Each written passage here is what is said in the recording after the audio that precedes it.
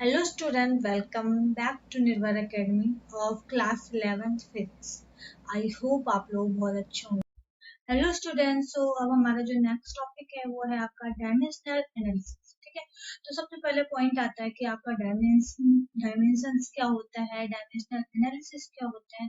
तो बेसिकली आपने physical quantities के बारे में पढ़ दिया, उससे रिलेटेड आपने उसके यूनिट्स के बारे में पढ़ दिया, जो कि आपका लेंथ, मास, टाइम, इसके टर्म में हमने फिजिकल क्वांटिटी को डिफाइन किया था। एंड डायमेंशनल एनालिसिस में बेसिकली आप क्या करोगे, relationship between different physical quantities. ठीक है, आप जो डिफरेंट डिफरेंट फिजिकल क्वांटिटीज है उनके बीच में आप रिलेशन निकालो। ठीक है, तो ये क्या है, dimensional analysis is the analysis of the relationship between different physical quantity bye identifying there base quantities. ठीक है, उसका आप क्या करोगे, डिफरेंट डिफरेंट फिजिकल क्वांटिटी का आप रिलेशनशिप निकालोगे और by identify their base quantity, उसका बेस क्वांटिटी क्या होगा। लाइक मैंने आपको बताया था कि फोर्स हो गया। ठीक है, तो फोर्स में जो फोर्स का जो फॉर्मूला बनता है, मास इनटू एक्सेलरेशन बनता है। और एक्सेलरेशन कैसे बनता है आपका, change in velocity upon time. ठीक है, इसके टर्म में बनता है। तो वो धीरे धीरे आप उसको बेस क्वांटिटी में आप उसको क्या करते हैं, कन्वर्ट करते हो। लाइक एज आपका जो बेस क्वांटिटी होगा, लेंथ होगा, मास होगा, टाइम होगा, इलेक्ट्रिक करंट होगा, इसके टर्म में आप उस फॉर्मूला को आप डिवाइड करोगे, देन उसका आप क्या निकालोगे, रिलेशन निकालोगे। And units of measure, and उसको आप क्या करोगे, मेजरमेंट करोगे। ठीक है, generally we are using here S I unit. So हम बेसिकली यहाँ पर जो यूज कर रहे हैं वो यूज करें एस आई यूनिट, जो कि मैंने आपको ऑलरेडी बताया था कि आपको normally S I unit he use करना है। जब आपको स्पेशली बोला जाए कि एम के एस यूनिट में लिखिए या सी एस यूनिट में लिखिए या एफ पी एस यूनिट में लिखिए, तब जाके आप यूनिट कन्वर्जन करना। बट अगर आपको बोला जाए सिंपली फाइन डायमेंशनल एनालिसिस, या सिंपली आपको कोई भी फॉर्मूला जनरेट करना है या आपको कोई भी कैलकुलेशन करना है, तो आपने उसमें वहां जो यूनिट यूज करना है ना, वो करना है S I unit. So basically आप डायमेंशन को रिप्रेजेंट करोगे, यहाँ पर आपको दिखेगा ये जो स्क्वायर ब्रैकेट है। ठीक है, ठीक है, आपका डायमेंशन। जब भी डायमेंशन की बात होगी तो आप इस स्क्वायर ब्रैकेट में आप उसको लिखो। ठीक है, अब हम स्टार्ट करते हैं कि आप डायमेंशन जैसे नॉर्मल जो फंडामेंटल फिजिकल क्वांटिटी है उसका सबसे पहले हम निकाल देते हैं कि उसका डायमेंशन को कैसे प्रेजेंट। लाइक है, आपको यहाँ पर दिख रहा होगा फर्स्ट लेंथ, हाइट, ब्रेथ, तीनों की तीनों किसके टर्म में, आपका लेंथ के टर्म में ही है। नॉर्मली जो उसका यूनिट लोगे आप क्या लोगे, मीटर में ही लोगे। ऐसा यूनिट की बात करूँ तो जो इसका लेंथ, हाइट और ब्रेथ, जो इसका डायमेंशन लोगे ना, वो लोगे आप L। ठीक है, तो ये आप स्क्वायर ब्रैकेट के अंदर लिख दोगे L। तो ये क्या हो गया, dimension of length, height, breadth. ठीक है, तो ये इसका डायमेंशन है। नेक्स्ट आपका है इसमें डायमेंशन ऑफ टिक। तो इसका जो डायमेंशन लोगे आप ब्रैकेट के अंदर और टिक। नेक्स्ट आता है आपका अब यहाँ पर मास। ये जनरली हम फिजिकल क्वांटिटी जो कि फंडामेंटल है उसका हम निकाल रहे हैं, तो मास का क्या आएगा यहाँ पर लोगे आप। ठीक है, फिर है यहाँ पर करंट। करंट का हम यहाँ पर लेंगे ए। ए मीन्स क्या होता है, एम्पियर। तो हम यहाँ पर करंट का आई ना लेके हम यहाँ करंट का लेंगे ए। तो ये बेसिकली चार आपका फंडामेंटल फिजिकल क्वांटिटी है। इसके बेस्ड पे ही हम जितने भी फॉर्मूलाज हैं उसमें हम डायमेंशन को मेंशन। ठीक है, तो हम इसके बेस्ड पे अब हम प्रैक्टिकल इसमें अप्लाई करते हैं कि हम किस तरीके से डायमेंशन को कैलकुलेट करते हैं। सो सबसे पहले मैं यहाँ पर निकाल देती हूँ एरिया।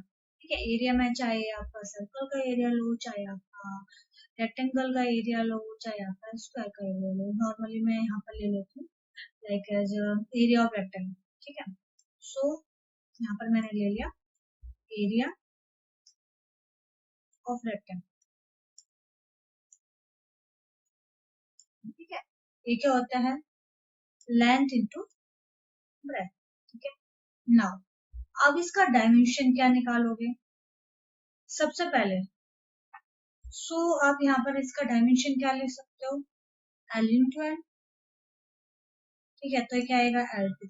बट आपको डायमेंशन में लिखना है एम, एल, टी और ए के टर्म। ठीक है, तो जो एरिया का जो डायमेंशन आएगा वो आ जाएगा m नॉट, मास तो है नहीं इसमें, L2 T not A not, not में 0, ठीक है।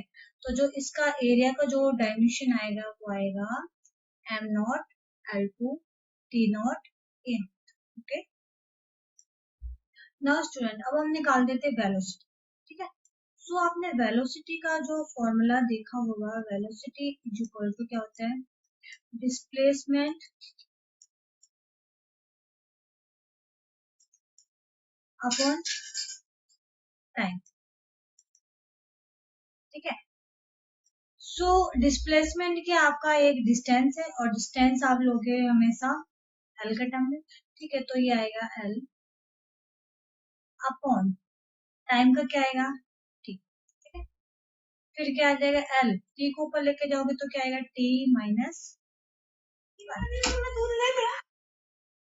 सो आप वेलोसिटी का जो डायमेंशन निकाल सकते हो, कितना आएगा, वो आएगा आपका मास की एब्सेंट है तो L not, am not L one T minus one, और तो यहाँ से आप देख सकते हो कि जब भी आपको किसी भी फॉर्मूला का, किसी भी क्वांटिटी का फॉर्मूला पता है तो आप उसका इजीली डायमेंशन को कैलकुलेट कर सकते हो, ठीक है। नेक्स्ट आता है आपका स्पीड, ठीक है। स्पीड इज इक्वल टू, आपने पढ़ा है कि स्पीड इज इक्वल टू क्या होता है, डिस्टेंस अपॉन टाइम।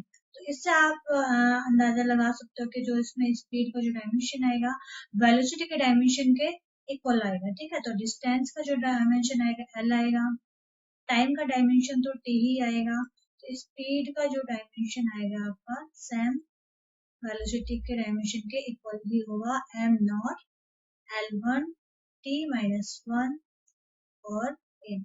तो अब आप देखते जा रहे हो कि जितने भी हम डायमेंशन निकाले वो किसके टर्म में निकाले हैं, फंडामेंटल फिजिकल क्वांटिटी के टर्म में ही हम इसमें डायमेंशन को कैलकुलेट करें। नेक्स्ट है आपका एक्सेलरेशन, ठीक है। तो एक्सेलरेशन का जो आपने फॉर्मूला पढ़ा होगा इससे पहले 9th क्लास में, जो कि आपने क्या था आपका, change in velocity, change in velocity upon change in time, change in time.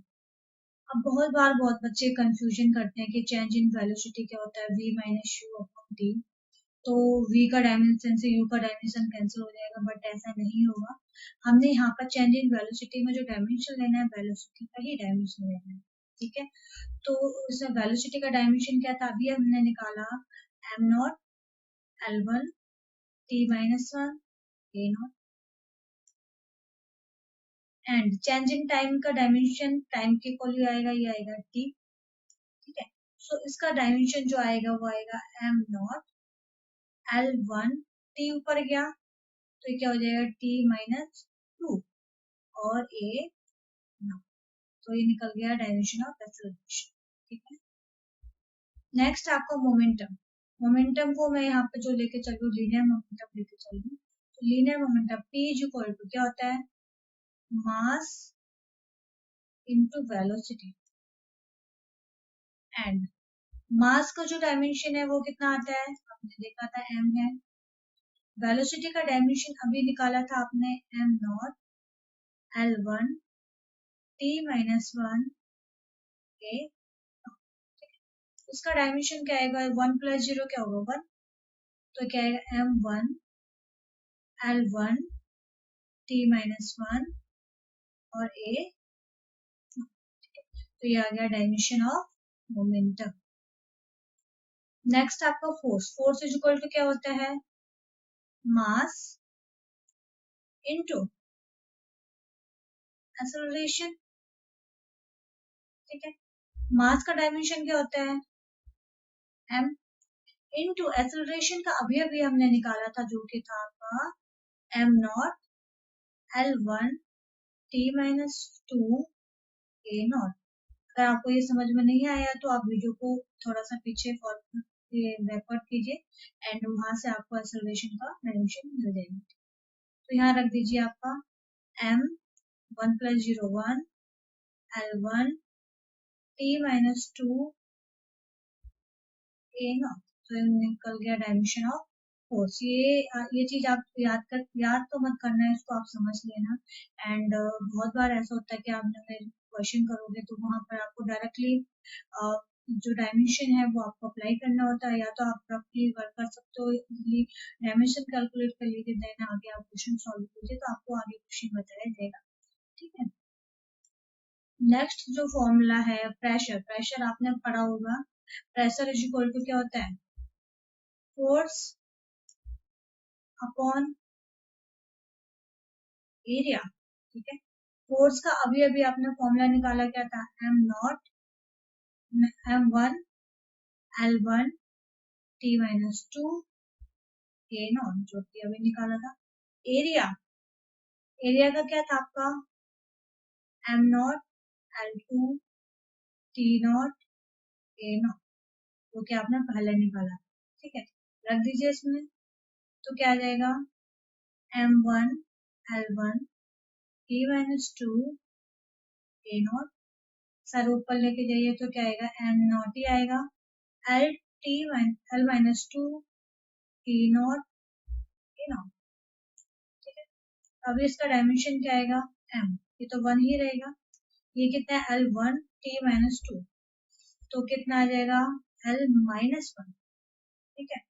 And T-2 A not, तो ये किसका डायमेंशन आ गया, आपका डायमेंशन ऑफ प्रेशर। नेक्स्ट है आपका force, work done. Work done is equal to क्या आता है आपका, फोर्स इनटू डिस्प्लेसमेंट। ठीक है। फोर्स का आपने डायमेंशन निकाला था, वो क्या था आपका, M1 L1 T-2 A not. Displacement का डायमेंशन क्या आएगा, L ही आएगा। तो इसका जो डायमेंशन आएगा कितना आएगा, M1 L 1 + 1 2 L2 T-2 A not. Next है काइनेटिक एनर्जी। काइनेटिक एनर्जी आपने फॉर्मूला पढ़ा था, half into mass into velocity का होल स्क्वायर, जो कि आपको फॉर्मूला याद आ रहा होगा, हाफ mv स्क्वायर। ये क्या था, काइनेटिक एनर्जी। अब आपका हाफ क्या है, कांस्टेंट है, तो इसका कोई डायमेंशन नहीं होगा। ठीक है, तो ये फिक्स क्वांटिटी है। एंड तो इसका डायमेंशन किसका लेना है, आपका मास का एंड वेलोसिटी। ठीक है, तो जो मास का डायमेंशन क्या होगा, m1 एंड वेलोसिटी स्क्वायर है। ठीक है, तो velocity square means m not L1 T-1 A not, जो कि आपने पहले निकाल दिया कि पावर 2। तो कितना आ जाएगा, M1 और ये तो m नॉट ही रहेगा, L2 T-2 ए नॉट।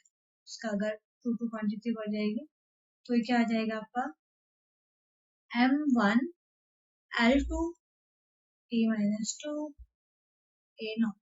तो जो ये आप देख रहे हो कि काइनेटिक एनर्जी का जो आपका डायमेंशन आएगा वो वर्क डन के डायमेंशन के इक्वल ही आएगा, जो कि आपने पढ़ा था। Work done is equal to क्या होता है, चेंज इन काइनेटिक एनर्जी। तो ऑब्वियसली आपका इसका जो डायमेंशन आएगा वो क्या आ जाएगा, सेम आएगा, change in kinetic energy.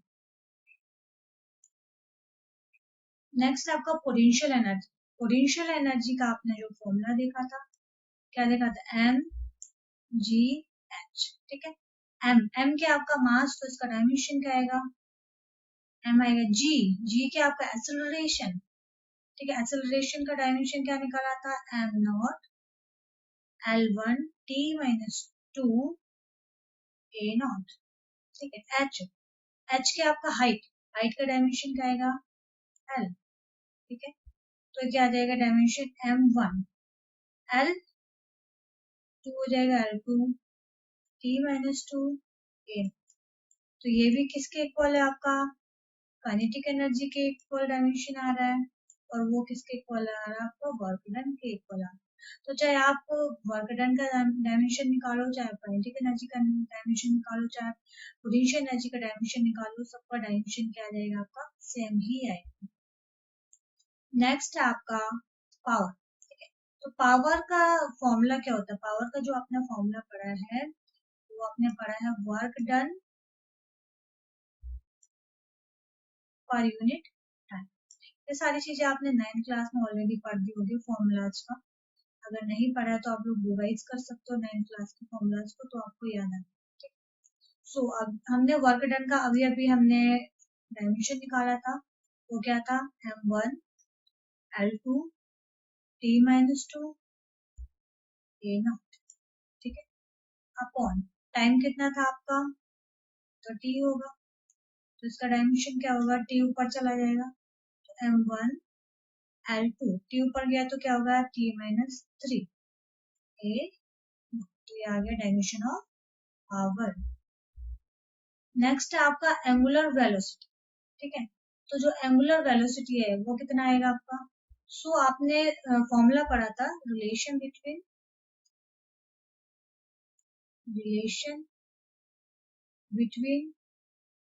Linear velocity and angular velocity, जो कि आपने फॉर्मूला पढ़ा था v equal to R omega. आर क्या आपका, लीनियर वेलोसिटी, आर ये v क्या, लीनियर वेलोसिटी, आर क्या आपका, radius of circle, radius of circle, और ओमेगा क्या आपका, एंगुलर वेलोसिटी, एंगुलर वेलोसिटी। तो ये आप क्या देख रहे हो कि अगर आपका कोई मोशन सर्कल में हो रहा है, सर्कुलर पाथ में हो रहा है, तो वहां पर आप जो वेलोसिटी मेंशन करोगे वो वेलोसिटी लोगे आप एंगुलर वेलोसिटी। अगर एक लाइन के फॉर्म में वर्क करोगे तो वहां पर जो वेलोसिटी कंसीडर करोगे वो होगा आपका लीनियर वेलोसिटी। तो आप एंगुलर वेलोसिटी का फॉर्मूला निकाल सकते हो, omega equal to v by R, है ना, यहाँ से निकाल दीजिए omega equal to v by R. v का जो डायमेंशन है वो आपने निकाला है m0 l1 t-1 a not upon R, radius है, रेडियस का डायमेंशन एल ही रहेगा। ठीक है, तो इसका डायमेंशन क्या आएगा, m0, एल ऊपर गया और यहाँ +1 था, यहाँ से ऊपर गया -1 हो गया, तो क्या हो गया, l0 हो जाएगा t-1 a। ठीक है, तो आप मतलब वेलोसिटी का आपका फॉर्मूला ये,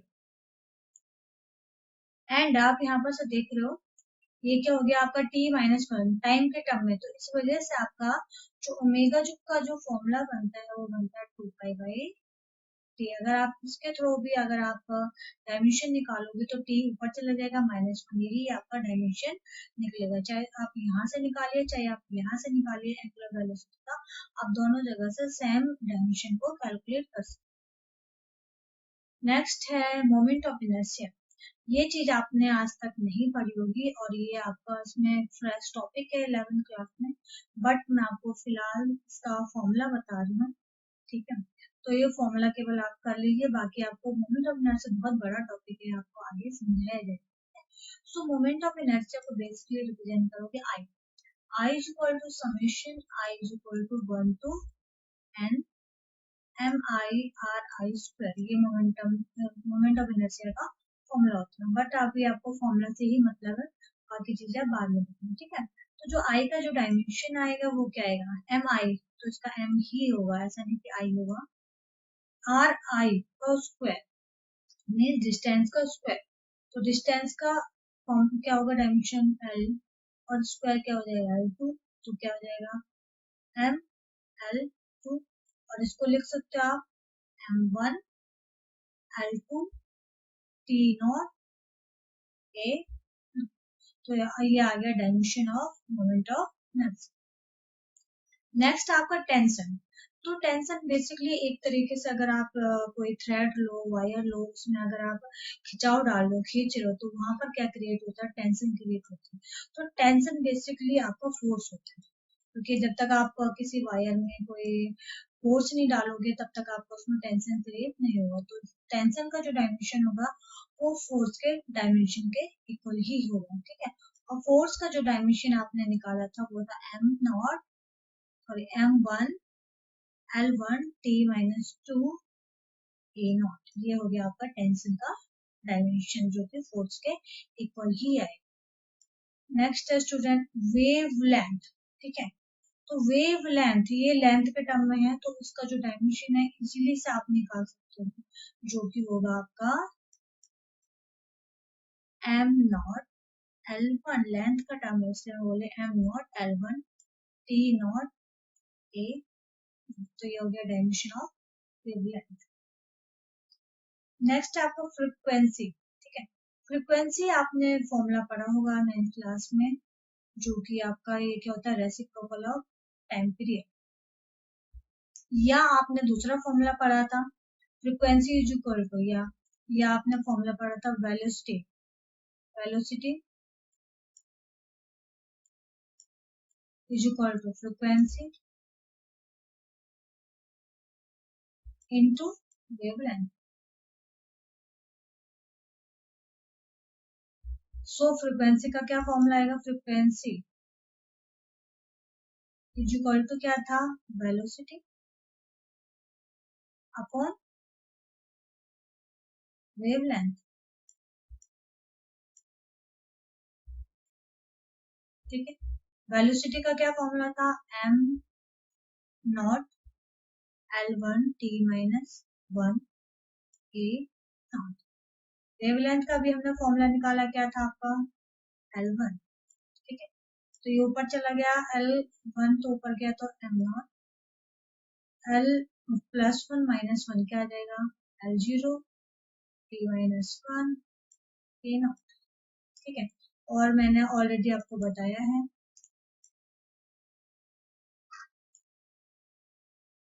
कि जो फ्रीक्वेंसी का दूसरा फॉर्मूला होता है रेसिप्रोकल ऑफ टाइम, तो इससे तो डायरेक्टली निकल जाएगा, क्या आ जाएगा, am naught L not T -1 आप, मैंने दो तरीके से आपको फ्रीक्वेंसी का डायमेंशन निकाल सकता है, आपको जो भी अच्छा लग रहा है वो आप लोग ले सकते हो, बट अगर हाँ दोनों समझ जाओ तो ज्यादा बेनिफिट।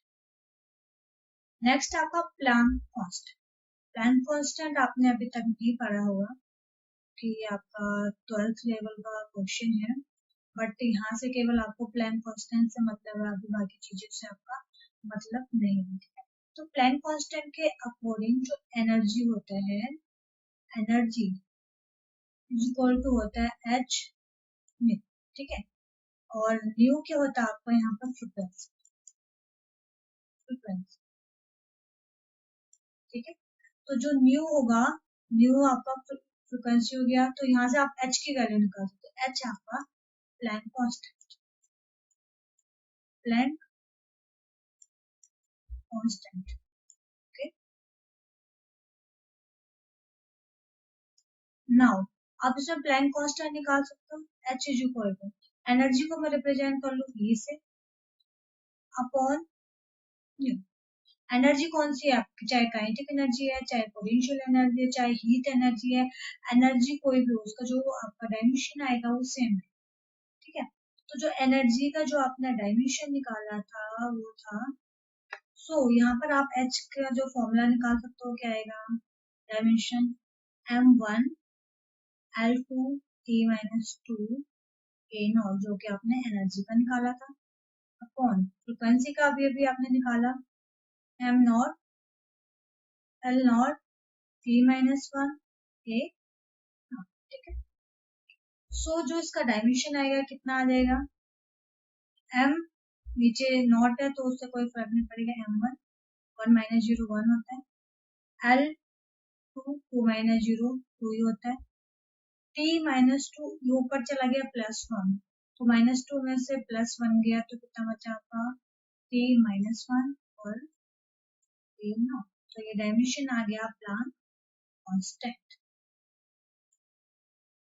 तो लास्ट आपका है इसमें रिफ्रैक्टिव इंडेक्स, लास्ट तो नहीं बोल सकते हैं, इसके अलावा भी आप बहुत सारे डायमेंशन निकाल सकते हो। आप लोग का ये काम रहेगा कि आप अलग अलग डिफरेंट डिफरेंट फॉर्मूलाज लीजिए, उसमें डायमेंशन को ट्राई कीजिए in term of fundamental physical quantity. तो अभी हम निकालते हैं रिफ्रैक्टिव इंडेक्स। ठीक है, तो रिफ्रैक्टिव इंडेक्स का जो फॉर्मूला आपने एन या फैक्टर म्यू इज इक्वल क्या आएगा, ये देखा था आपने, स्पीड ऑफ लाइट इन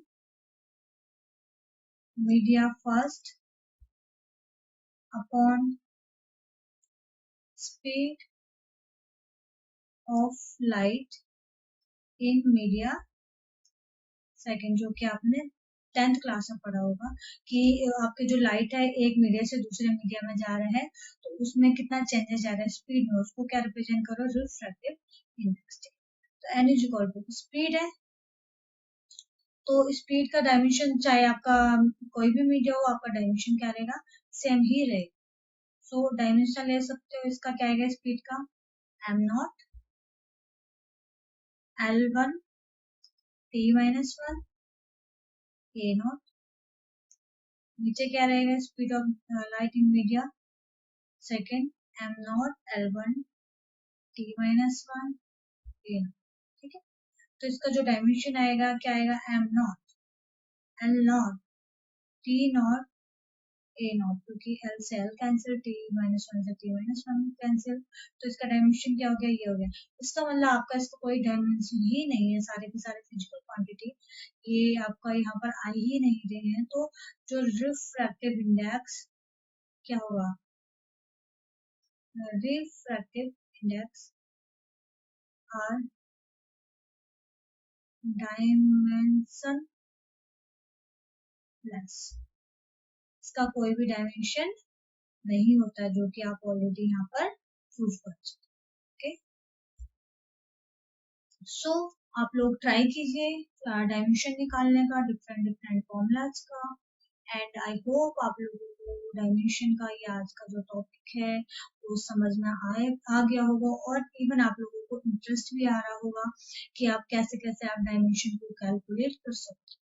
ठीक है, ये मोस्ट इम्पॉर्टेंट टॉपिक है, और ये डायमेंशन आपका कहीं पर भी चले जाओ, एक डायमेंशन हो गया, दूसरा यूनिट हो गया, आपको नहीं दिया जाता है कि अगर आपको कहीं पर भी आपको क्वेश्चन सॉल्व करने हैं, एंड कभी भी आपको बहुत कम केसेस होते हैं जब आपको मेंशन किया रहता है कि किसी भी फॉर्मूला का डायमेंशन ये रहेगा, यूनिट आपका ये रहेगा, तो बहुत कम केसेस होते हैं, लेकिन आपको ये चीजें समझ में आ जाने चाहिए, एंड आप ऑटोमेटिक वहाँ पर डायमेंशन को लिख सकते हो, यूनिट को लिख सकते हो। तो आपका हर एक टॉपिक के लिए आपका डायमेंशन और यूनिट बहुत ज्यादा इम्पोर्टेंट, चाहे कैसा भी फॉर्मूला हो, कैसा भी टॉपिक हो, सब में डायमेंशन और आपका यूनिट बहुत important in case of physics specific.